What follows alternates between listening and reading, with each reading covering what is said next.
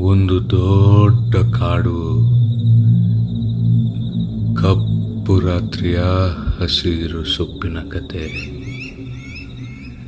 ನಸುಕಿನ ಕತ್ತಲ ರಾತ್ರಿ, ರಸ್ತೆ ಪಕ್ಕದ ಒಂದು ದಾರಿ, 3 ಯುವಕರ ಕತ್ತಲೆ ಕೋಣೆಯ ಕತೆ.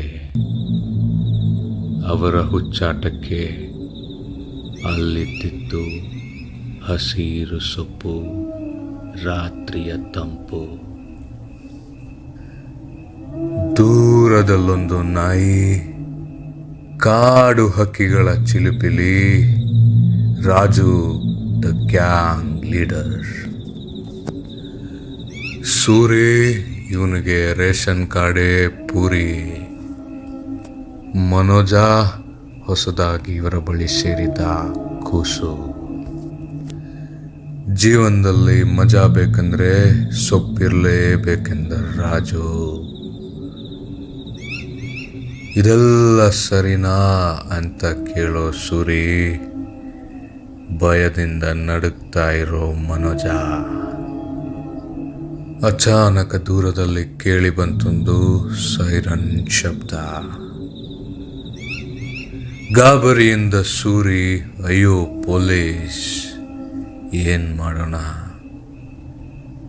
ರಾಜು, ಚಿಂತೆ ಬೇಡ, ಕತ್ಲಲ್ಲಿ ಕಣ್ಮುಚ್ಚಿ ಕೂತ್ರೆ ಯಾರು ನೋಡಲ್ಲ.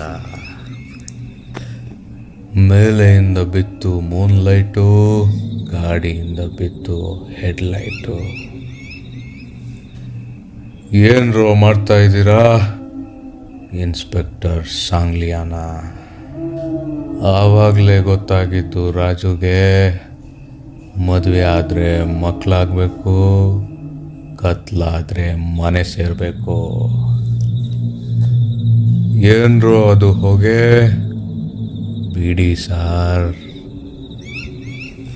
ಏನೋ ಗಮ್ ಅಂತ ಇದೆ, ಹಸಿರು ಬಿಡಿ ಸಾರ್.